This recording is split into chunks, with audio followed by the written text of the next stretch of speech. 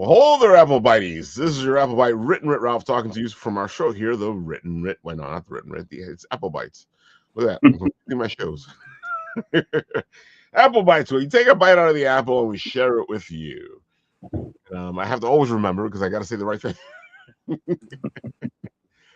Coming off of this weekend, I was sick, so I wasn't able to go to Long Island Horror Con, but I did go on Saturday to Comic and Caffeine Fest in Bushwick, which was an interesting little get together. It was fantastic. The energy in there was amazing. You guys got to check this thing out when they do it next year. It just felt like a great event in a great location. Because we know, you know how we like to say here that sometimes the location plays part in the con, and this location actually did that because it was inside of a cafe, a caffeine shop, a caffeine depot. Oh, definitely. So you had comics and coffee, and that just feels like it's the perfect thing because us guys, us creators, we need caffeine and comics. Yep. It was just an excellent little thing. Mindy Indy did a great job of putting it together.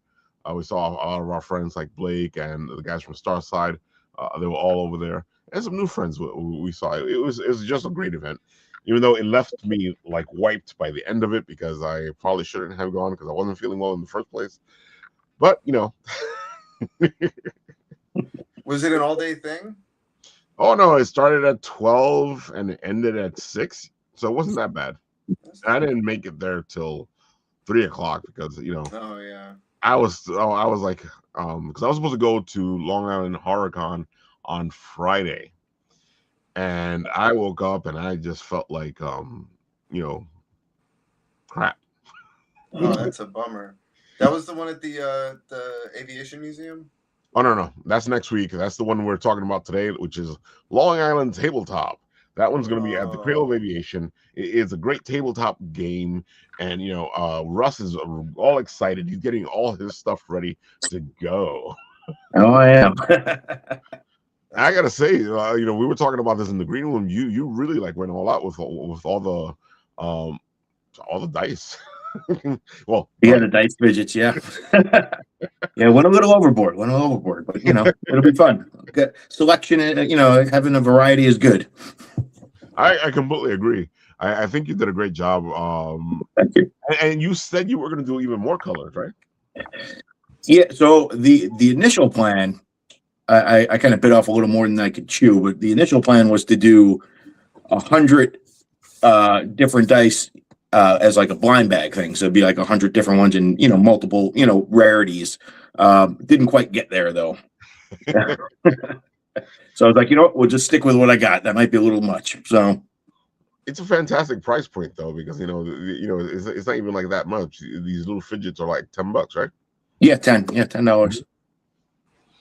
See, folks, $10. You can have one. Yeah. So I'm sorry for the uninitiated. What is a fidget? Oh yeah, go ahead, explain. So it's like to kind of keep your hands occupied. So I actually have one here. So you have one magnetic handy. Oh, yeah, okay, so okay. Yeah, so it's it's basically a magnet, and it kind of slides back and forth. You can flip it around and do what you want with it. And I have a bunch of different not like this. This is another one. So yeah, I mean, such a lovely sound. Such a lovely the clicky sound. Yeah, he can actually do it for your characters. He's already had a couple of our friends hit him up to collab with him and have their characters in the fidget toys, like the professor who's already hit you up for one. I think he wants to hit you up for a second one. Actually, I think I have that one here too. I have them laying all over the place. There you go. Whoa. Time enforcers. Chronos. That's right? Sweet. I'm gonna have to get your contact info, and I have ideas too. So yeah. Ooh, that's awesome, what I like, awesome. folks. When we get together, awesome. collab, we have dude, I gotta say this is a great idea, and I do like because I know to keep explaining this to you folks out there, especially if you're going to do what we've done, the Hugbert has a link to a site where you can find out more about Hugbert. Yeah, you can scan the fidgets. They'll have the RFID scanners, which makes it even better because now it's like it's like swag, and at the same time, Yes, please. yeah, exactly. See, it's like a business card that people buy. That's awesome. Of course, Shadow Rabbit was like, "That's so cool." Yeah, Yeah, Shadow, we need to make a Shadow Rabbit one. yeah.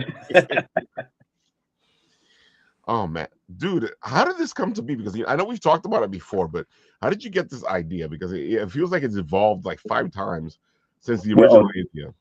The fidgets. Well, I mean, so I don't know exactly where it spawned, but I originally, I have all the little blip characters. Yeah. Mm-hmm. And I wanted to do something with them, and I started making kind of little standy figures. They're like little thick figures that you stand on the shelf, and I was like, that's cool, but it's I feel like it was just kind of boring. It just kind of sits there. So then, and I don't know where it just kind of like hit me. I was like, oh, what if I did something with that, with like the magnet and make it into like a fidget? So it'd be just as thick. You can stand it up, but you can also, it'll serve a purpose. Which is a great idea. And then it makes such a lovely sound. And Yes, you've created so many of them now. Yeah, I got a lot. Folks, we're not kidding. We're showing off the dice because it looks good. But look at our friend over here. Nice. And I love the fact that it's your design on these animations. Oh yeah. Because it makes it even better. Because now you're getting you're getting a special piece of art because this is his design on the character. Yes. And of course, we love your designs on characters because we love the whole March Madness fight you usually do. Yeah. But we'll see if I can get it done before March. It might be more of an April Madness this year. Amazing April. There you go. Okay, there we go. That works. Blip chips. Oh, I love it. Oh, look at this. Oh. Wow. Dude, I love this because I feel like it lends itself out to so many different things. Oh yeah. I kind of want to carry these for It's Getting Dicey, especially the dice ones, but I want to do a collaboration on something else too. So I'm all on board on this. This is awesome. Awesome. Yeah. No, thank you. Dude, I love your art. I've always liked it because it gives you that old-fashioned cartoon feeling. Which is why I had you do a piece for me. Yeah. Oh my God! Look at these guys. Aren't they cute guys? Oh my God! And then the RFID, it functions kind of like a business card or a link or something. Yeah. So you can hold your phone up to the fidget, and you can have it go to like any link you want. So like I send mine to like the link tree. That's really cool. Oh, thank you. Yeah, dude. One of the best things about merch is when they lead right back to you. Yeah, exactly. That's what you want. You want somebody to buy your merch, and the merch leads right back to you. Yeah, to more merch. Exactly. That's great merch. Speaking of merch, this Hit Point fidget is fantastic. All right. Thank you. So as you can see, he's done the collabs with a couple of our buddies and pals because Hit Point hit you up for this. Yes. Yeah. They're going to be there at TableTop, LITable. Yeah. And they're going to be holding one of their card. What is it? Marathons card. Yeah. I think they're doing a tournament, and they're doing like tournament. Learn to play. I lost the word for a minute. I was like, hey, they're doing one of those things. Yeah, doing something there. I think he's going to try to be on the show. Because I think they're actually showcasing their cards at a location. And I think they're doing that same thing on Wednesday. So I was like, if you want, show up for a minute. Well, we'll see what happens. Yeah. So you also are showing off your Phoenix, which looks fantastic. Oh, thank you. Yeah. Is it here? I don't think it's on there. I because that's on my Poppins thing. I have. Right. Well, that's easy. I can just find it. Oh, you got okay. Go ahead. Go ahead and talk, and I'll go. I'll go look for it. Well, where does this idea for the Phoenix come from? Well, like I said, Phoenix. Like I said, I love doing the fantasy pins, and like obviously, like the main line is all animals, but I like to throw in a fantasy creature every so often. And it was just a suggestion at a show one, I think it was LA Retro or something, but someone had asked about it, and I just thought it was a good idea. So it's I like stuff with different coloring, so kind of stands out from because animals are typically brown and black, white, so having something with red, yellow, orange. It's nice and it's cute, but at the same time, it's very Phoenix. A little Phoenix chick. It's cute. Exactly. I'm like, I know I'm buying one when we get to LITable. Nice. I'm like, well, I love Phoenix as it is. I consider them my what is it? Animal totem, animal companion. What do you call it? Your spirit animal. There you go, my spirit animal. And people go, "Wow, if your spirit animal is supposed to be real." Hey, we don't know if they're not real. If they're real, come on. Just because you've never seen one doesn't mean anything. Dude, where does it as long as I've known you, I don't think I've asked you this. Where did the idea for, because you have the Game of Toons and you have the paw pins, right? Where did the idea for both, or did you have them both at the same time? No, well, Game of Toons was first, and that was just I couldn't find a name that was unused, so I just went with Game of Toons because I was watching Game of Thrones at the time. Dude, I had a feeling because it just sounds like it, but it comes out great. Game of Toons. Yeah. But and then Poppins came a bit later. It was just kind of I've always wanted to do like a line of something with original characters, and it kind of just fit in with my style, and presented it to my wife, who's now she does all the stories for the animals, and we kind of just made it a thing, and everyone seemed to be on board with it. So. Yeah, and there goes the whole section that they have for it, dude. And I gotta say, your booth has evolved as time has gone by, and I like that. You don't stay stagnant. No, I've tried to change it up a bit. Because I've known enough people. Speaking of the dragon, I've known enough people, and they don't change their booth for nothing in the world. It's the same booth every time you see it. You're like, oh, okay. Well, we're always changing. Well, the paw pins we changed it because it was kind of becoming, when we release a pin each month, we kind of run out of space, and it's kind of hard to shop. So that's why we started doing the grid. What do you call it? What's that? Love the cat. Oh, that's Bosco. Bosco unfortunately passed away. Oh, yeah, back in October. Have you made a Bosco pin? He's coming next month. I had a feeling. I was like, you got to honor him. Oh yeah, no, definitely. Yeah, so he's coming next month. All right.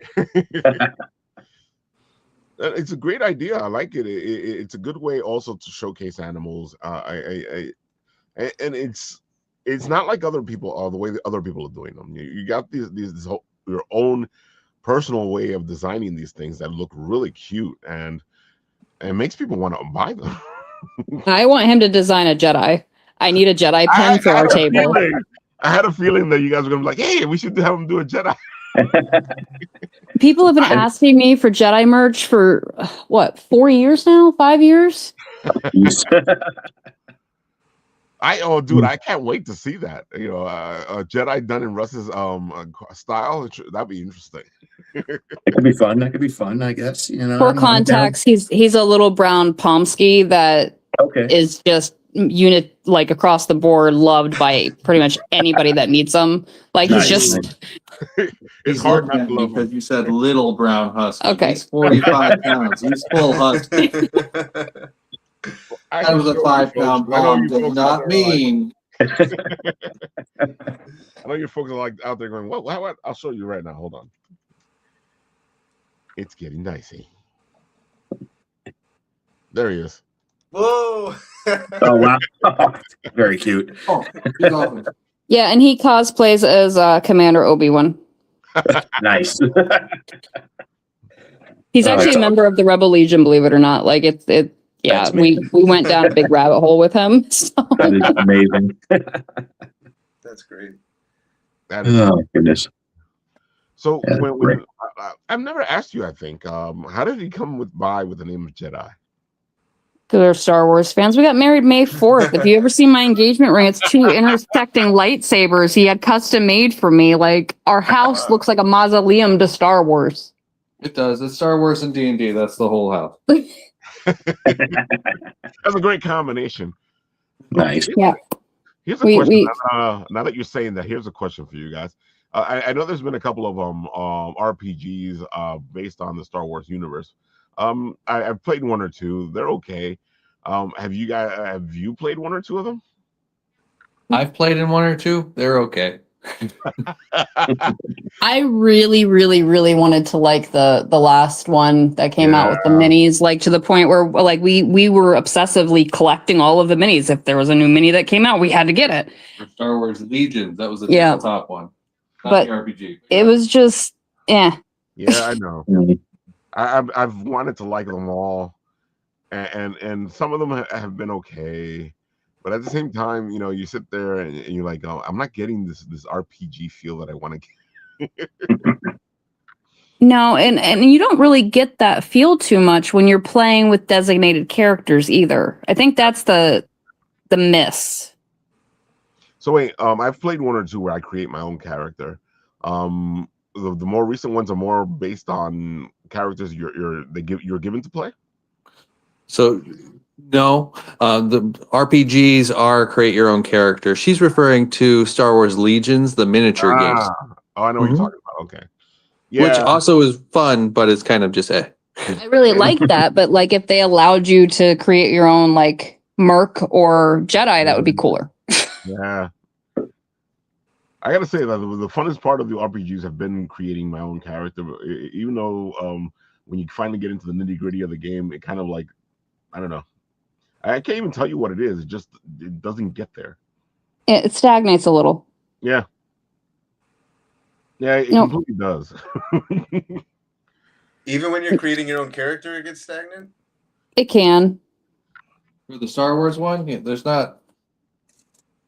I like a lot of other systems better. Let's just leave it that way. So diplomatic, that one. I can't even tell you, and I was hoping that Herman would probably know, but I can't even tell you what it is because I've played it and it was exciting creating the character. It's the same thing with the Star Trek game. I played it and it was exciting creating the character. But sometimes it's just the pacing. It's possible. Maybe that's what it is. Because I've yet to put my finger on why it just didn't work. Because I have a hard time staying engaged with a lot of tabletop games unless I feel fully immersed. It's a lot to the DM and such, but yeah. That is true. And the other players. Yeah. Oh, the other players can mess you up. Yeah, I can completely agree on that. As a DM, like you need to be able to bounce off of people, and when they're just not bouncing back, it's like, okay. Oh, that can be bad too. If you have one guy who's just not role playing, yeah, he likes to do. Oh my god. Is it like they have to yes and? Oh, they don't yes and. Yeah, they don't. They don't move forward. No, that's one of the things I'm super excited about the Kickstarter I was telling you about, Ralph, from Mythic Legions, is because it's a tabletop game that's based off of 5e that was kickstarted and funded in 5 freaking minutes. It's live now. But there's actually like full characters. Wow. Yeah, so Mythic. So I don't know if you guys are familiar with Mythic Legions or Four Horsemen Studios, but they create action figures that are pop and swap. That's like Yeah. you can remove every single joint and pop it together with another. So it's a big into building your own character. And there's a lot of crossover with people that are into Mythic Legions that are also play D&D. Because they got into it because they wanted to bring their D&D character to life, and that's how I got into it. So the fact that they're doing a tabletop game based on 5e, where they're actually going to have mythic encounters, where the boss fights you're going to be able to pull out your actual figures, and this and the entire board scales up, is insane. That's awesome. All right, let's play the videotape and see what's going on. Hold on.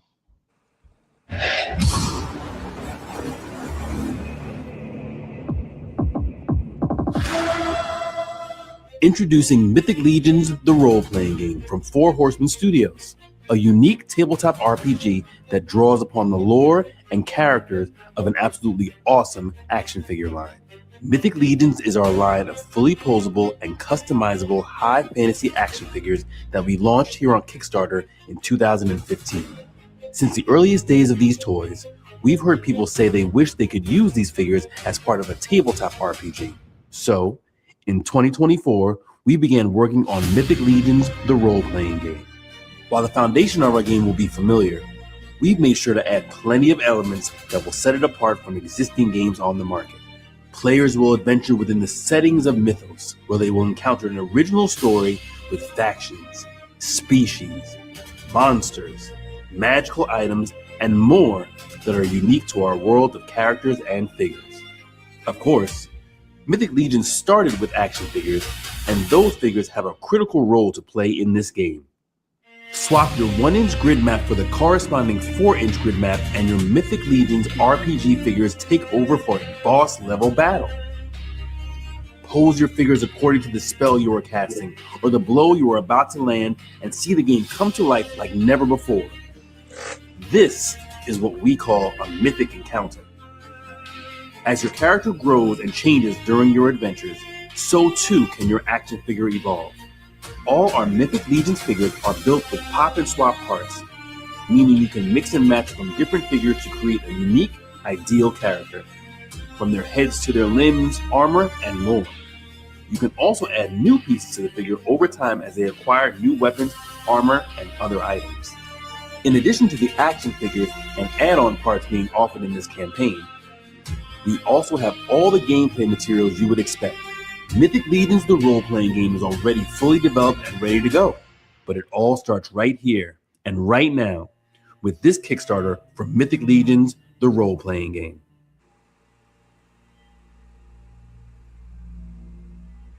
Yeah, it's definitely a thing. It was funded in 5 minutes. I can see why. Just the look of the figures alone, while they were showing, dude, in the commercial alone, I was like, "Damn, that figure looks."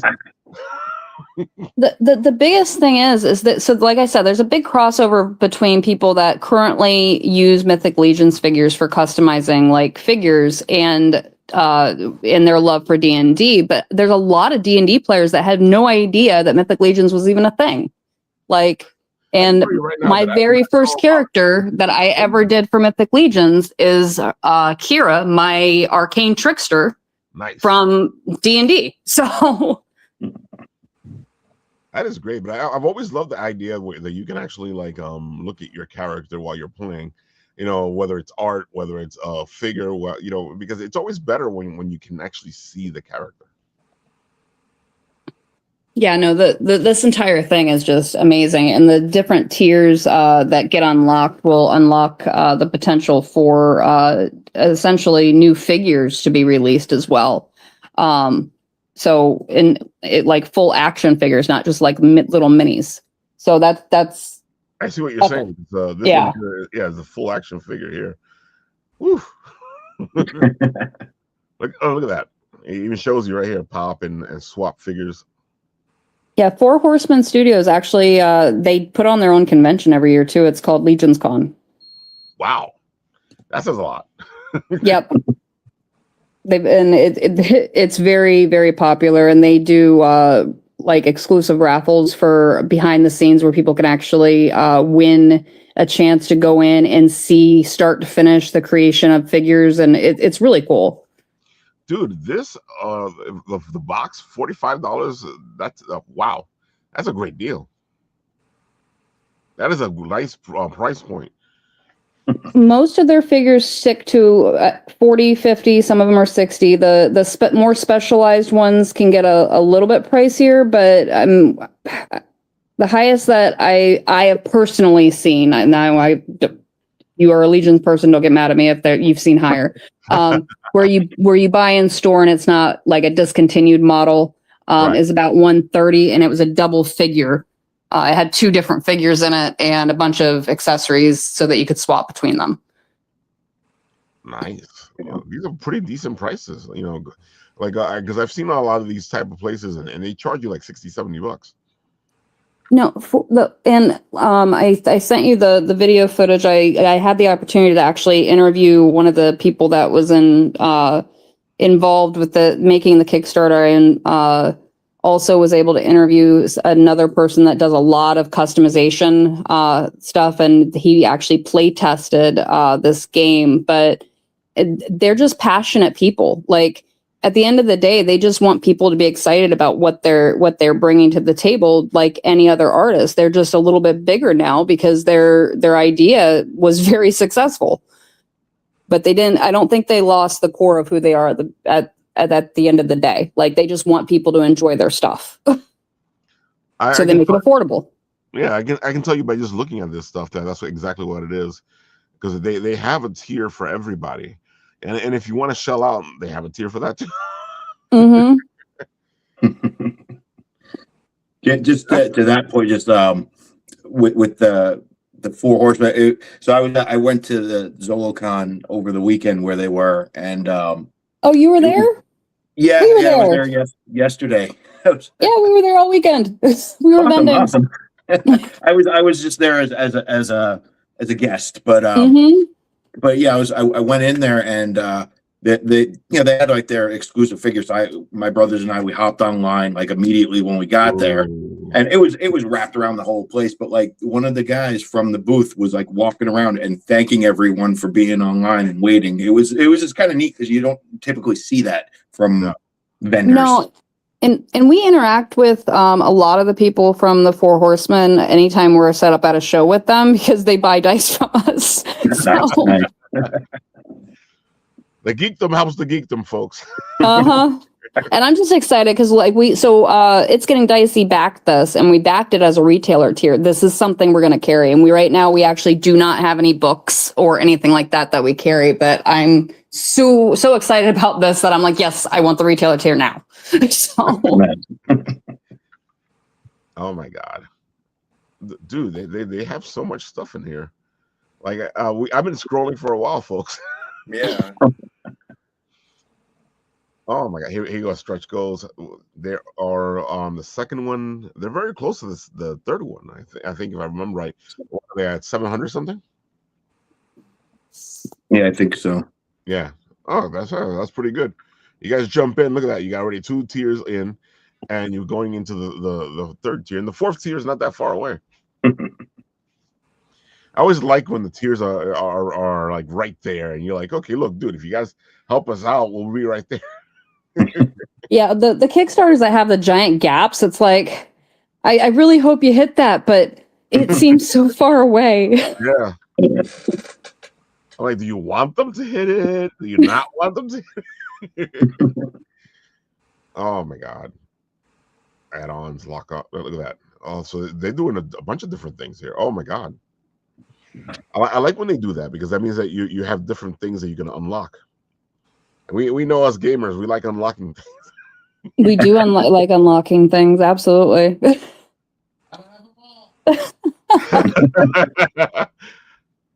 Oh my god, this just looks great. Yeah, I'm happy you showed this to us. It looks fantastic. There goes the Studio Horseman. And folks, you should go check this out. I'm going to put this into the comments section to make it easier for you guys to go looking for this. Because I know a couple of my D&D guys are out there going, "Hey, Ralph, come on, put it in there."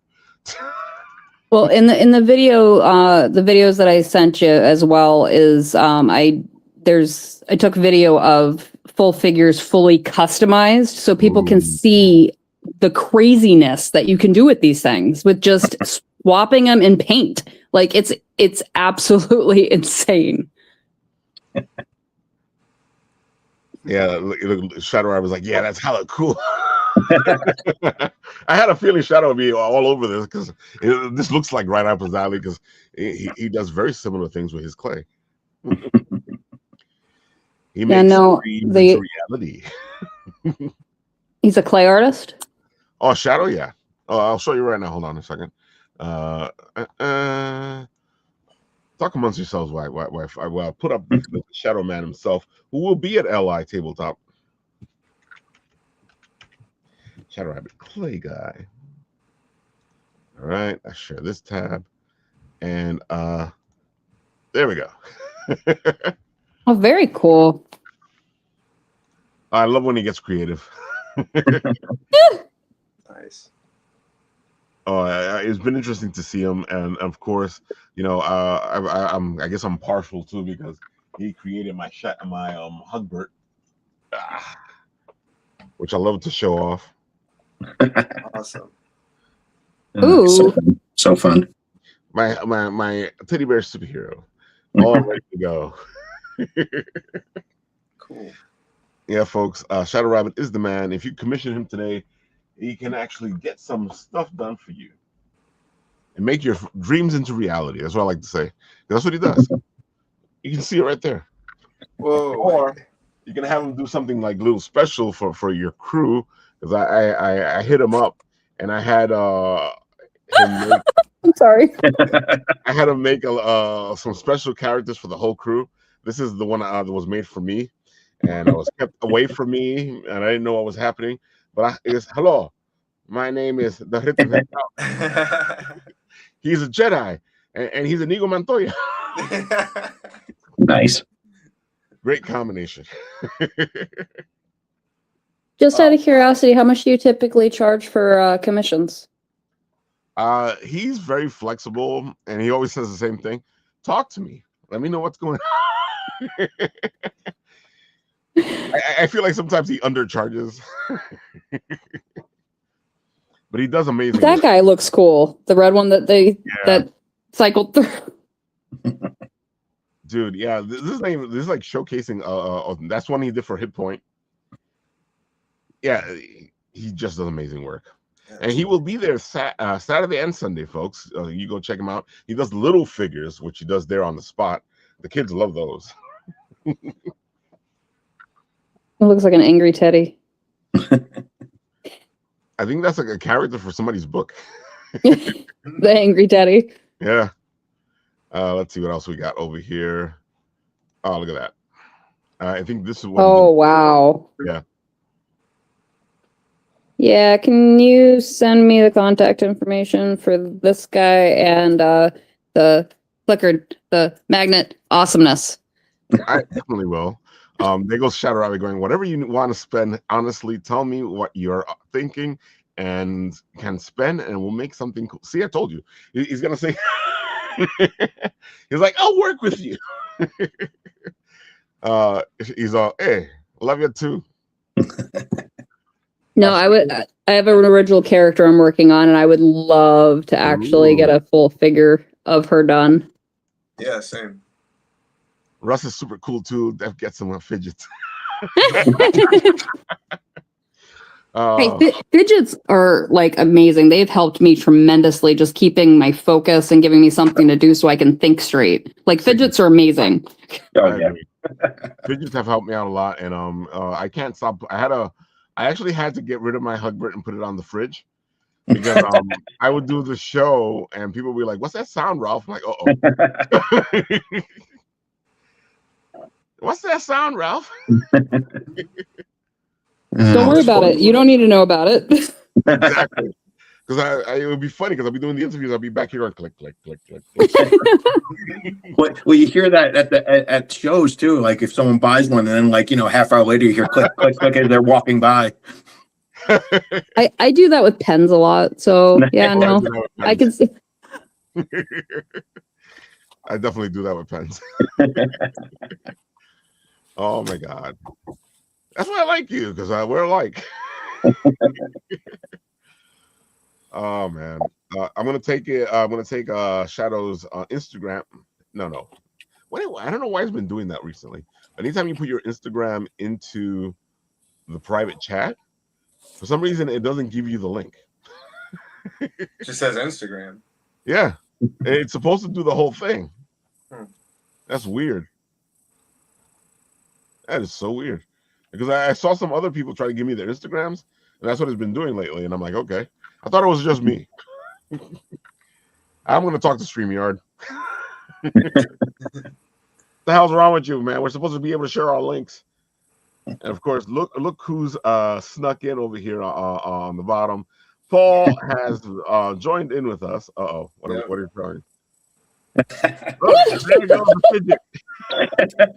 Flip chip. Where's the music? I want the music. Come on, get the music going. The music. Oh, I haven't showcased it. Oh, I gotta show this off. It's a great theme song.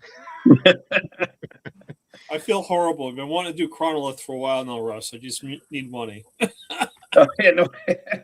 Is that's the green guy, right? The green-headed guy. Yep. Yeah. I mean, I can at the very least I can start working on the design.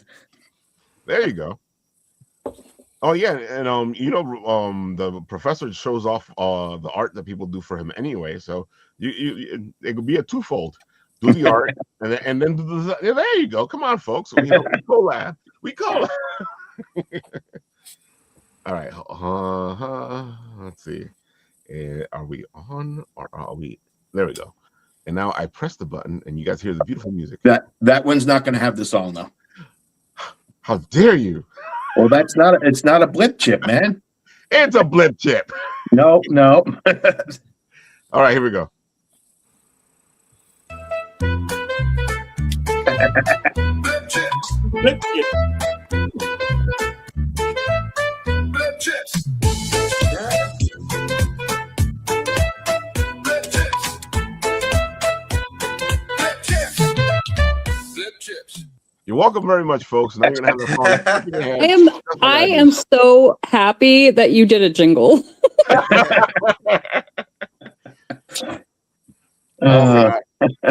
The first time, it was funny. Russ, I got excited. I hit Russ up. I'm like, dude, you got a jingle, because that thing is catchy.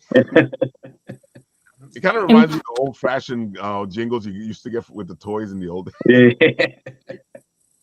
And for all those youngins that have no idea what we're talking about, a jingle is basically. I'm Gen X. I'll tell you, folks.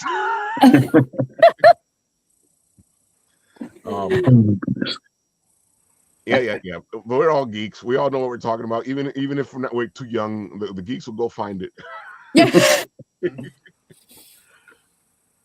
I still have like original jingles stuck in my head from growing up. So jingles are a thing. Like, Oh, they are. it's a form of brainwashing. Yeah. There's stuff that I'm supposed to be remembering that I can't remembering, but I can remember a jingle from like 50 years ago. I mean, Toys R Us isn't even a thing anymore, and I could probably do that entire thing. Oh, see, that's the first one that popped into my head because I don't want to grow up. I'm a Toys R Us kid. And Gen X has taken that and ran with it. Oh my God. Whew. So, Mike, why don't you tell the people a little bit about what you do over there, so they can see all your beautiful stuff, and I can show it so off. this week is Eisner Week, so that's kind of a tribute to Will Eisner, and he was a very famous and influential cartoonist and comic book maker and graphic novelist and everything, and also taught the art of comics. Some of his most famous publications are just like kind of textbooks on how to make comics. And so anyway, I was prompted by a friend to make a comic in honor of Eisner Week, and the result is up at my Patreon this week. And sorry, it serves as both a tribute to Will Eisner. It's also a coda to the opening story arc of my comic Simon in Space that I just finished. So Right. this particular chapter, the Will Eisner tribute, I just finished it. I worked on it all month, and it's free for everyone to read on the Patreon. It's not behind the paywall. It's anyone could go there and check it out. And I think what I'm going to do from now on is kind of put every other chapter on Patreon in front of the paywall, or like without a paywall, so that people can just go and check it out. And then if they want to see the full story, they can unlock it by just becoming a member.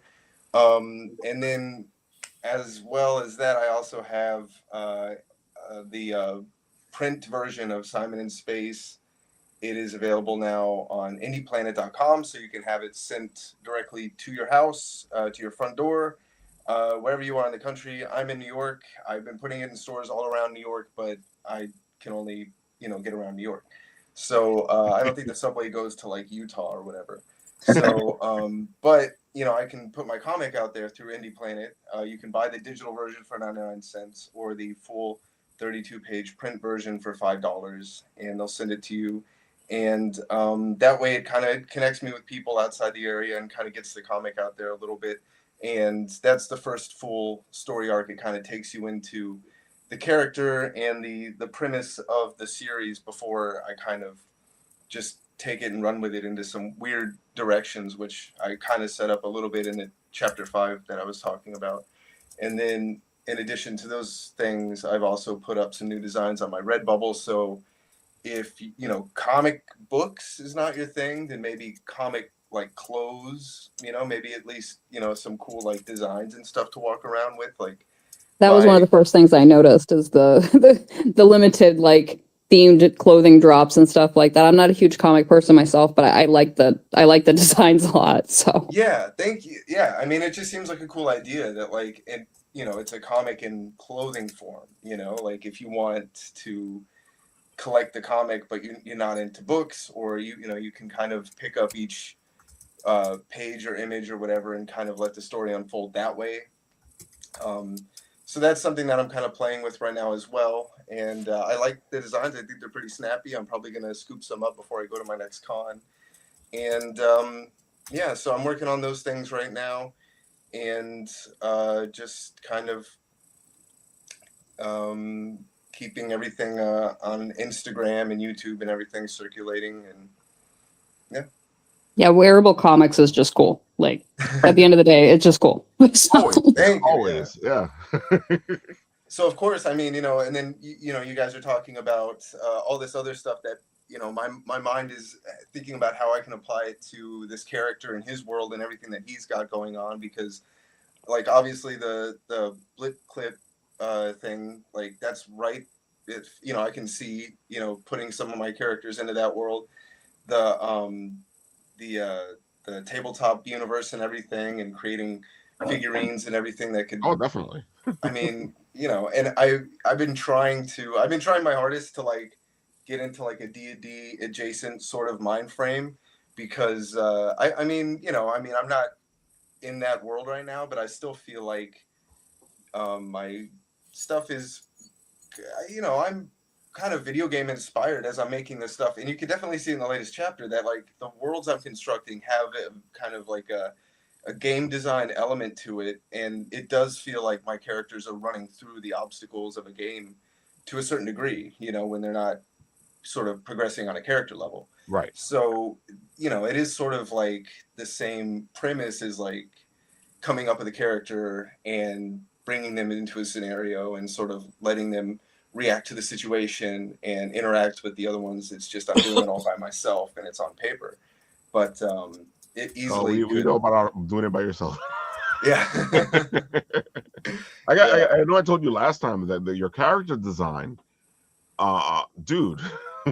Yeah. You did a fantastic job with your character design. Thank you. Yeah, I got kind of lucky, I guess, or just I don't know, whatever was like percolating, whatever separate, disparate influences or whatever were glomming together in my head to create like something that's kind of it's just like a cartoonist's like dream, as far as you could draw it a million different ways. It still looks like the thing, Yeah. So there's no nothing is off limits in terms of style and how the character wants to be presented. You just kind of whatever he's feeling like that day, that's how he shows up. So I for me that works better than like having to be super house style, sticking to a template kind of thing. Like I'm not served by doing that, and I'm trying to do something fun for myself first and foremost. So this keeps it very, as long as it's within the parameters of like that silhouette, like just have fun with it. That's awesome. That's actually one of the things I'm trying to do with the original character I'm building. There's a lot of empowerment in that. It just being able to kind of completely flesh out a character and see how they evolve. Yeah. This speaking of which, this image right here was a commission, and the parameters I gave the artist were just like I said, stay, basically as long as you create this kind of template, you work within this basic template of the the character design, just do whatever you want and show me like your interpretation. And also this is the first color image I ever had of the character, so this artist in particular kind of added her stamp to the lore in a way. What kind of critter is the character?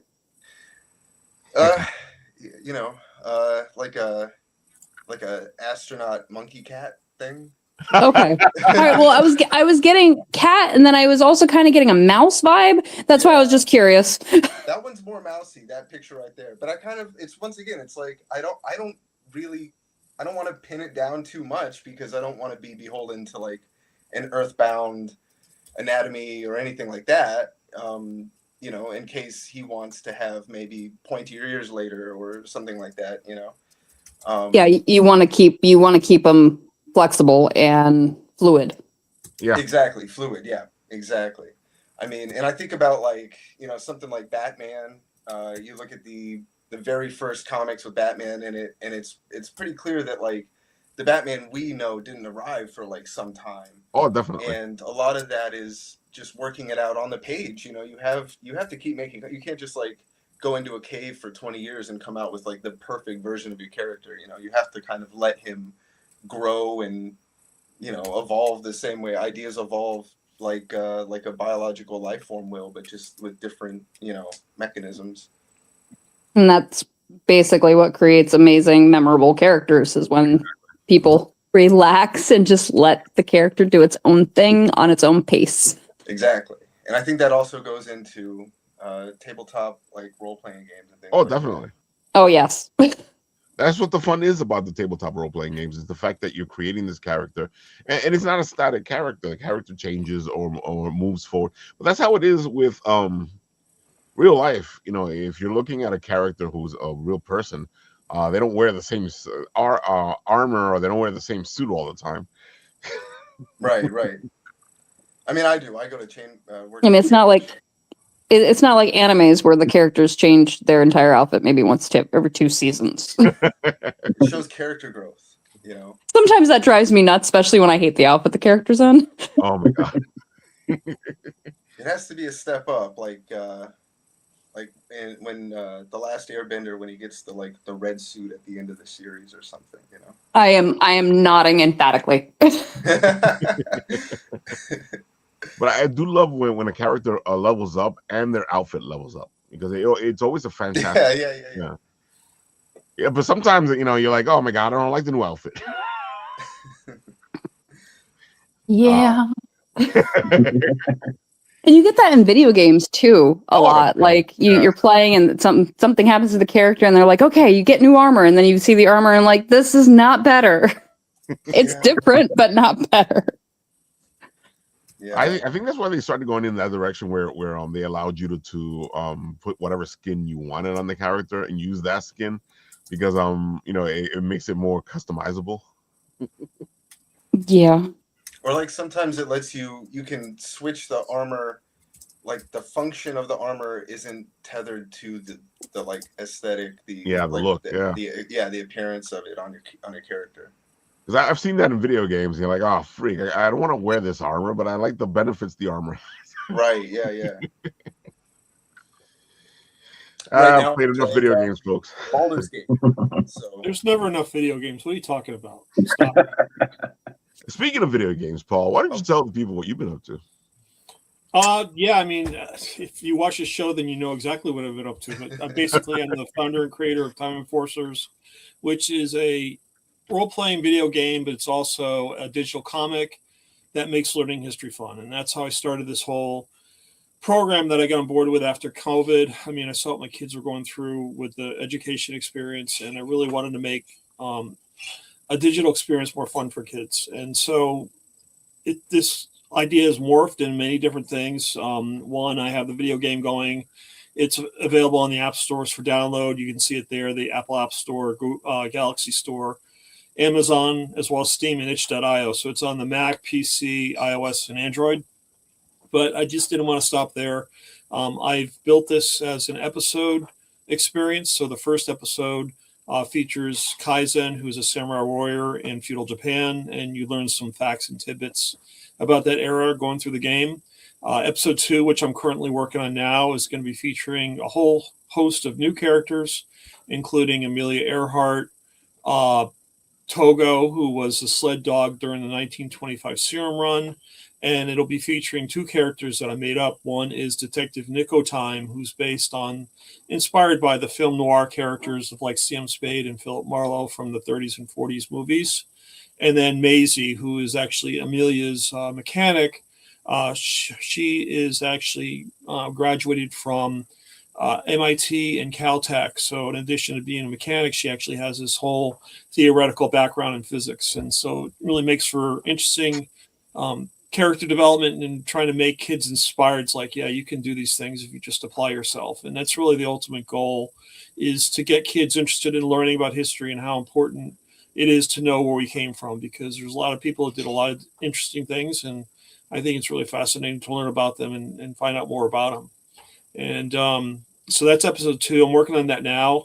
We were talking comics earlier, because I have to, you can see with Nick here on the screen, I have to create animations using artwork, because with the video, it just gets to be too big in terms of loading these up into the game. So I'll be creating animations through the artwork, and that means I can sort of multitask at the same time and create a comic book from the illustrations I'm doing. So in addition to the video game for episode 2, I'll be coming out with a comic book, both digital and print, and hopefully have a Kickstarter in the fall for this. And then on top of that, I've expanded this into an education program. So I call that History All Around Us, where I have a curriculum set up for 5th to 10th graders to actually follow along as a time enforcer agent. And you go through and actually get a journal where you can do research on a subject that you're interested in learning about. And then you present as a group after your research is done. So it really it gives the kids opportunities for student agency, meaning that they can choose the subjects they want to learn about. So if you're going to be focusing on feudal Japan, you can, focus on a person, place, or thing that was involved during that time and investigate for yourself and how you want to figure it out. So they become a true time enforcer agent themselves. They go back, do the research. And then once the research is done, they get together and present as a group in a team to either create like a diorama or a poster or a PowerPoint, whatever that is. But they contribute what they researched and pulled together and formulate essentially a collaborative project once it's all said and done. So it's really applying a lot of the materials that I'm seeing that are missing from kids nowadays going through the learning experience, especially with the social sciences, is the ability to, one, do the research, journal every day, and then that's for active learning, communicate where they get together as a group and then do a presentation. And, the old saying, I'd rather die than do public speaking. I think the more public speaking that you do, early on, lessens that anxiety and just makes for a better communication between individuals. So it's really the whole goal. What I'm trying to do here is get kids interested in learning about history and then have fun while we're doing it. So, and a blip chip for the Inquisitor is really cool. Teamwork. Yeah, love it. Teamwork makes the dream work. Exactly. Oh, yeah. Folks, we always say it here on Bit and Apple, it's easier to raise to the top when we raise each other up. It's beautiful. Exactly. So of course, this weekend we are heading to Long Island Tabletop. We're going to be hanging out. We're going to be having fun. Russ is going to be showing off a lot of beautiful stuff that he has. Oh, cool. Russ, I'll take the plunge this weekend, Russ. We'll go. We'll do it for sure this weekend. All right. I'll see you. We'll talk about it. So get what you got going. Nice. We'll launch it. All right. You heard it here, folks. Oh man. So Russ, you said you still had more stuff that you were gonna like do? Yes, yeah, I got a couple new things because I started playing around with some new stuff. If you're interested in seeing, of course we are. Yeah. So first, I started playing around with some metal prints. So I've got some little metal magnets, and and then I got like some metal. I really like that mall. Yeah, metal. Those are fun. 6x8. Nice. Yeah, so I got a couple, got a little. I like it. So that's a new way to show your stuff off. Yeah, well, like I said, I kind of stumbled upon the fact that I can actually do this stuff, and I started playing around with it, and it's really cool. Got some mouse pads. You're going off. You're getting creative. Yeah. And then this is my favorite. I think this is cool. These are prints on glass. Whoa. Yeah. So it's pretty cool. You're looking at an animation cell. Yeah. I was thinking the same thing.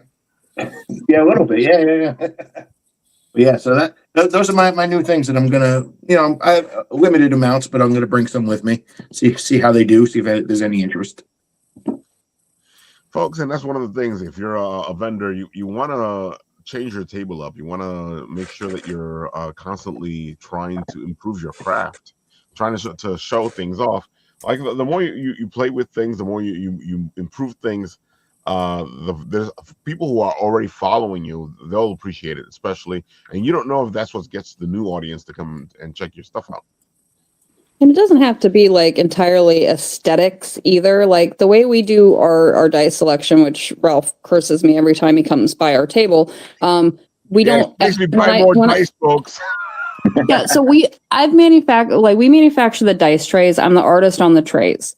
What we do as far as the dice goes is I source from probably 15 plus distributors all over the world, including dice people in the US. I just did a small order from Dice Dungeons. But I just find cool dice to go with our trays, but I only ever get one or two of each. So if you see something you like on our table, just get it, because chances are I'm not going to have it next go around. Oh, we've learned that one the hard way. We have, but I've tried getting the stuff back for you when you come back. You have. I gotta say, you've done pretty good. There's been a couple pieces I've been able to get because I missed it the first time, and you got it for me the second time. I gotta say, folks, if you haven't had a chance to go pass by their table when they are at a convention, you do yourself a favor and go. Well, unless you don't want to buy dice. Hey, it's not hoard if it's dice. It's not hoarding if it's dice. There are worse things to collect that take up a lot more room. It's fine. We all want more and more of the clickety-clackities. Come on. The clickety-clackities, folks. The clickety-clackities. Look at this stuff. More of the jingles, too. Exactly. I actually currently have dice that have tiny bells in them. So you actually don't need two hollows. One actually just makes the same chime. But we carry a large amount of gemstones because our trays are gemstone safe. That's one of the reasons why I developed the very first trays, because I had a beautiful set of gemstones that I didn't want to ruin, but I wanted to use, and I couldn't find anything online that was actually gemstone safe. Our trays are gemstone safe. Oh my God! Look at this freaking selection, folks. It always bugs me out when like there's times when you're at a convention and you guys don't even have everything. Oh, there he goes. Herman and I have been reduced to Jedi's mom and dad. 99% of the time, people do not remember our names. They remember Jedi. I'm okay with that. Jedi is the star. He is. He's a little convention celebrity. I mean, our very, very, very first show was only 2 weeks after we got him. He just turned 5. Oh, So he has been raised in the convention circuit. wow. Oh. There he goes. But when we do about 35 shows a year, and he comes to every single one of them, like he's got his own little following now, and that's what I said. Like I might even want to get Jedi on one of the fidgets, because that would just make sense for him, since he is a service animal, and fidgets work great for people that need them. So I gotta say, like, I've been there to watch this. The cosplayers, they love him. oh my god, They'll yeah, come no, to him so they can take pictures with him. he is a cosplayer magnet. It took him a little while to get used to furries, because he couldn't understand why they smelled human, but he loves them. Like they're his people now. Oh my god, look at that. Oh yeah, so that photo is actually that the person in that photo actually did all of the work on the photo with the color and the pops. Oh, nice. Mm. I was looking at the eyes. I was like, ooh, Jedi got blue eyes now. He actually had freaking blue eyes when he was a baby, and then they went like brown. They're beautiful still, and they go with his coat, but like he had blue eyes when he was a baby. Yeah, see that's him in his full cosplay. We had that custom made by a leather worker we found at a convention. So that he could join the Rebel Legion, because you technically have to be a cosplayer. That's funny.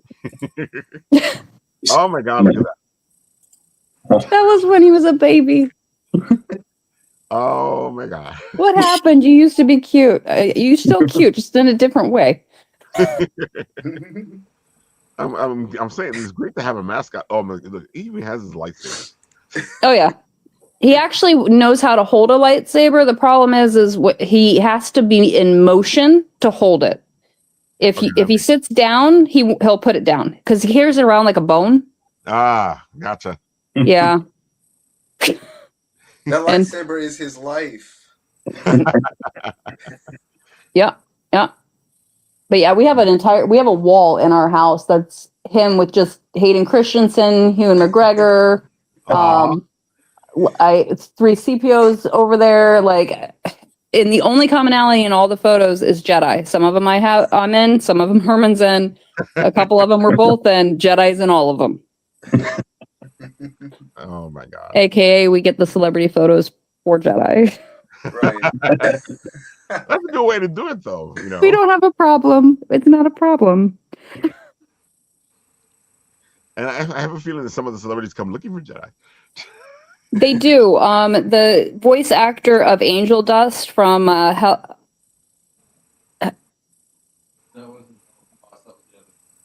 Husband Hotel. Jesus, my brain just stopped. We were at a show with him, and every morning before the show, he was on the floor in front of our booth with Jedi. I remember being at a show, and there was this like big guy. He's like, "Can I pet your dog?" And I'm like, "Sure." And he gets down, and he's like petting Jedi and like loving on him. And he's like cooing at him and everything. And he looked up, and I'll be damned. Do you guys know who Danny Trejo is? Yeah. Oh, definitely. We know Danny. That is the last person I would expect to be cooing and awing over a fluffy puppy He's actually on the really floor. sweet. But that's who it was. When he looked up, I'm like, oh my God. Machete. And I was in so much shock that I didn't even ask for a photo. Oh my god, he's fantastic. Awesome. You know, he's way more sweet than people give him credit for.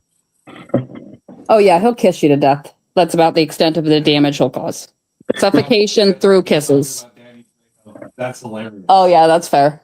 There we No, go. he's an awesome guy. He really is. Oh yep, that was before he got his harness. That was the day that I decided that he needed to become a member. Well, it makes sense. Look at him. He just seems to fit in here. Mm-hmm. Yeah, the Harley cosplayer you were just on, she seeks us out at every single show for Jedi. Oh, I've seen it. I've been at your booth and people come looking. Where's Jedi? I'm like, whoa. The sketch right there was somebody. I was randomly talking to another vendor, and then the artist across the way from where I was standing just sat there and sketched him and walked over, and he's like, I was bored, so I decided to like sketch your dog, and it was this freaking cute. Like, I think it was Joan of Art. Yeah, that's what it says here. Joan of Yeah, Arc. Granite State Comic Con is where she did that. Memories. And speaking of your beautiful dice trays. You should click the Etsy link. They have evolved. Oh, that's always right. I forgot. You guys have the Etsy thing. You know, Ralph, stop going through the picture so quickly. Is it up here? It was up here, right? There it is. Not yet. That's on a link tree. And then shop online. And there we go. So the dice trays are very artist centered. I've actually licensed work from artists over the years, but they're designed for you to actually be able to select the design and swap them. So if you start a new campaign, a new character, you can literally just swap out the mat. You don't have a pile of freaking trays over in the corner that look like the Leaning Tower of Shame. And what's cool is you can actually, so we introduced stacks about 6 months ago. What stacks are is it's the ability to purchase 3 and they will stack into the tray. It actually will affect the way that the heavy metal dice roll, so that instead of going clunk, they actually give it a little bit of a bounce and force the roll to roll properly. DMs like them because they can be behind their little DM screen when their players are bickering and silently roll for like encounter sneaking up on them, and nobody knows what's happening, instead of being like, I just heard the DM click, we need to hurry this up. Oh, these trays, folks, if you're looking for special trays, these are the ones to go with. You can actually you can ask, you guys can design trays for people, right? Yes. Just like our friend over there, Game of Toons, they can actually do a little tray for that you want, whether it's a logo or something. Besides the fact that they have beautiful art and stuff themselves, like who doesn't want a Jedi tray? Yeah, no, the Jedi was actually designed by a friend of mine, Luke Beatrice, which is Ren the Art Warrior, I think is what he goes by on Instagram. But and I loved what he did. I'm like, I need Jedi, and I need him in Jedi robes, and I need him holding a lightsaber, and yes, please. So yeah, he did that. I've worked with False Mind Studios. I've worked with a few different podcasts and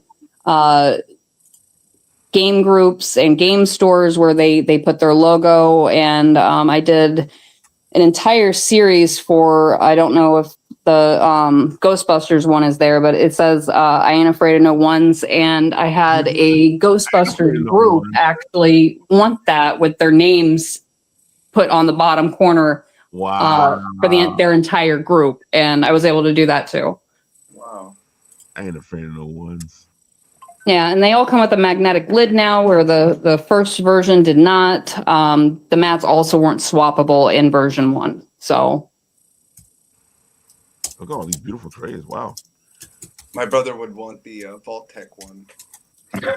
that's a new design. I was so happy about that. If I can kit bash a fandom that I love with D&D in some way, shape, or form, I'll do it all day. Which is why there's a Skyrim tray in there. There's the Vault-Tec one. There's the Ghostbusters one. Yeah. Oh, Game of Thrones. I drink and I roll things. A mimic.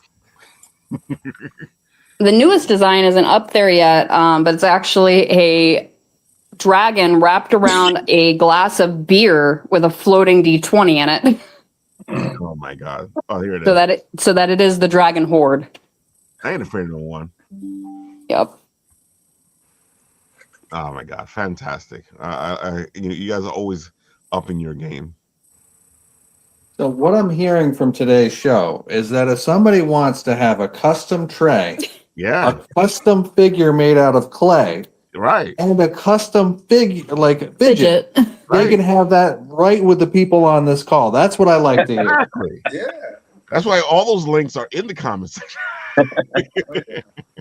You got your It's Getting Dicey, you got your Game of Toons, you got your Shadow Rabbit, and of course we got our Mike Greer zines, because who doesn't like a good zine? Right. So let's do this thing, folks. Let's start with you, Russ. Tell the people one more time where they can find you, of course, besides the fact that we're going to be at TableTop this weekend. Yeah, well, yeah, like you said, tabletop this weekend, all weekend, online. You can follow me. Instagram's probably the best spot. It's at Game of Toons. If you like little animal pins, it's at Paw Pins Pins. And yeah, hopefully see people this weekend. Go find them. Go buy a Hugbert. Go buy. He's gonna have all the beautiful stuff there, folks. I know I'm definitely getting one of those beautiful fidget dice. Nice. See, folks, that's how they get me. They get me the dice, and they get me the phoenixes, and Mike, one more time, tell the people where they can find you, all the good stuff. Go for it. So you can basically get the hub, all my links and everything at simonandspace.com. You can also follow me on Instagram for the latest news, the latest posts and updates. Instagram also has links out to everything I'm doing. So follow me there at Mike_Greer, just like my name on the screen there. And then simonandspace.com takes you out to all the cool stuff I have on the internet. I got a free web comic up right now at my Patreon, free to everybody. It's not behind a paywall. I got print comics that you can order now for just $5 from Indie Planet. And I have t-shirts and all sorts of little souvenirs you could buy, Simon and Space merch at my Redbubble. And I know that you're doing a convention coming up. Which one is it? It's the Brooklyn Independent Comic Showcase. And I know this because we're going to be there. Yes. Exactly. Right? Isn't that Bix? Yeah. Brooklyn Independent Comic Showcase. I love that con. It's so much fun. Oh, it is. That's got to be like the biggest con for indie artists. It's amazing. It's an actual indie con, folks. If you like indie, it's an actual indie con. Where is that? It is in the Industry City in Brooklyn. Is that on our list? Okay. For those of you that don't know, between us and Ralph, we're tracking over 300 shows currently. Yeah. That's awesome. We got to figure out how to be able to have people see this list. I think I'm coming up on 3. Woo! We can probably just link it to Written Rip, Ralph, eventually. Yeah. It's probably what I'm going to do is just link it or put it up on one of the Instagram posts. But, stuff gets lost. Yeah, because all the shows are in the Northeast. So vendors that are local to the area, it's a great list to try to find shows because it's small, big, medium. Everything we've come across collectively in the last 5+ years. Yeah, because we've collected a lot of shows. Yeah. I said, well, one more time, tell them where they can find you guys because they need to get some dice. Well, it's getting dicey. So that's the Instagram. It's _getting_dicey. And then the website should take you directly to our new Etsy store, where all the trays can be found. And if you want the dice, you got to see us at a show because I rotate them way too much to have them online. Don't forget. So funny because I had a friend actually going, wait a minute, where are their dice?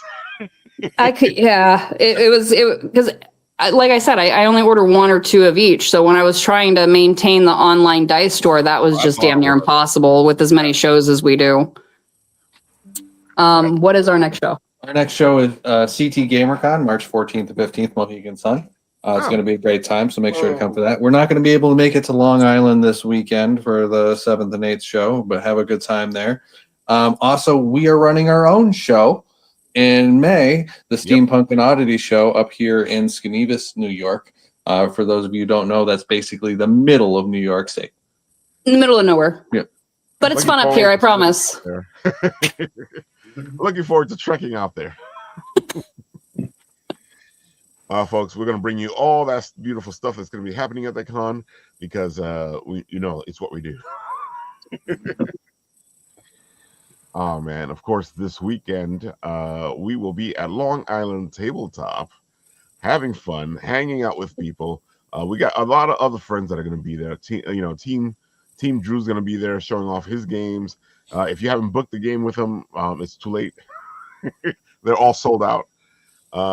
And dude, this is just a lot of people who are going to be here, showing off their stuff, showing off all the beautiful things that they do. This is just an amazing thing to do. Of course, the guys from Hit Point will be there. Look, free tournament, learn to play. Come on, folks. What are you waiting for? And of course, it is in the Cradle of Aviation. So, now you got two things for one. You got a beautiful museum, and you have an amazing convention. There's stat trackers.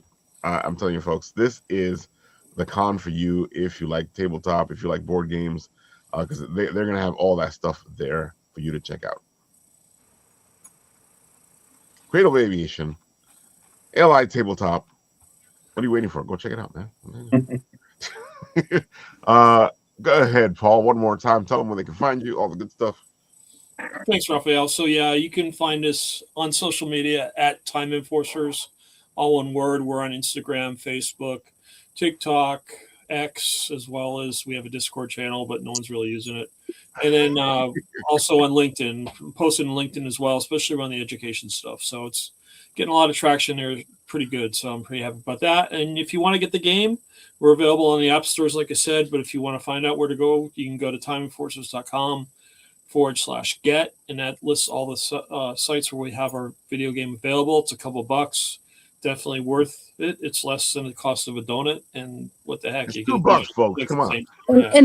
And from a non-biased opinion, I was on a show with you last week. I actually dug into your game a little bit after I got off the thing, and it really is cool. Like, I really, really wish that I had that as an element growing up, because I would have liked history, which I didn't. So thanks, Cass. I appreciate that. That really warms my heart, because when I hear comments like that, it's just like, okay, I think I might be doing something all right, which is good. So it's like, I just the one reaction I get is that there's not enough puzzles. So I'm trying to work in puzzles to the next game that will make it more challenging, because I got kids playing. It's like, there's only 5 questions. It's like, okay. Screens out make 5 questions. It's like, oh my God. I thought it was funny when you told me that. I was like, where's the other questions, man? Oh, well. That's why I need more help. But yeah, you can get us there. And if you want to learn about a history program, it's timeenforcers.com/history all around us. And we've got, interesting tidbits there about our curriculum that we set up and how we're making it teacher's aids for the kids. And it's really cool stuff. So, of course, our pal Shadow Rabbit will be there, and he's done figures for Time Enforcer. There's one right there. Yeah, Nico Time. It's really cool. Of course, if that's the one behind them is the one for Frank DeStefano. Yeah, folks, he is amazing. There's the Shadow Man himself, hanging out at New York Comic Con, making figures and giving them to the people that commissioned them. Shadow's gotta be he's gotta be one of the best creatives I've worked with in a long time. He's so easygoing. It's like, man, whatever you want, we'll do it. It's like so cool. I love it. I'll definitely be contacting him. Such a good guy. He really is. Oh, he definitely is. And he's going to be there. Did you get Kaizen up there? Show Kaizen, because that was amazing. That thing just blows my mind every time I look at it. So let's see. Is he farther down? Yeah, he's right there. That's Kaizen. So freaking cool. The sword comes out. It's like accessorizing with the character. I gotta say, it bugs me out how the skirt still looks like it moves, but it doesn't move, folks. Yeah, it's so cool. The kilt. He really does a great job. He really puts in. He'll do things with lights and just shadows. Just really, very creative individual. in all three-dimensional stuff. I mean, That's the cradle of aviation there, he's folks. putting things together while you're there. He just, what do you want me to do? I'll make it for you. Yep. Just gets it done like in 20 minutes. It's done. It's really cool. Yeah, stuff like that. Like that. Those are the little ones, the clay ones he makes there at the spot. You know,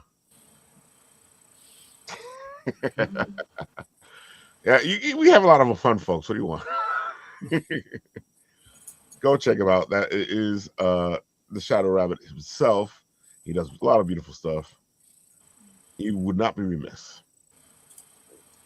That's one thing about being a vendor is like I know that I've been in the same building with like the people on here set up, but trying to leave the booth to do much of anything when you're vending is.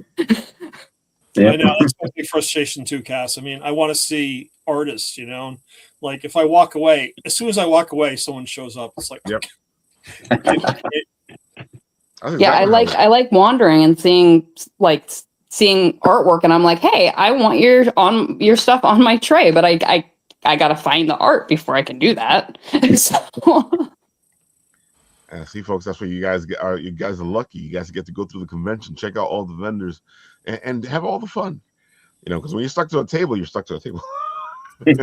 So I charge anybody that's going to the tabletop convention this weekend to let me live vicariously through you. So enjoy the show on my behalf. There you have it, folks. You got a mission. Go do your mission. It's a quest. It's a tabletop quest. Come on. It is, and we're dice vendors. I can't go, so please do it for us. There you have it, folks. Be there. And if you're there, and you say hi to us, I might put you in the trailer. So, Ooh, right. Cameos. Exactly. With that, I will do what we do. Never pass up free publicity. That's what I say.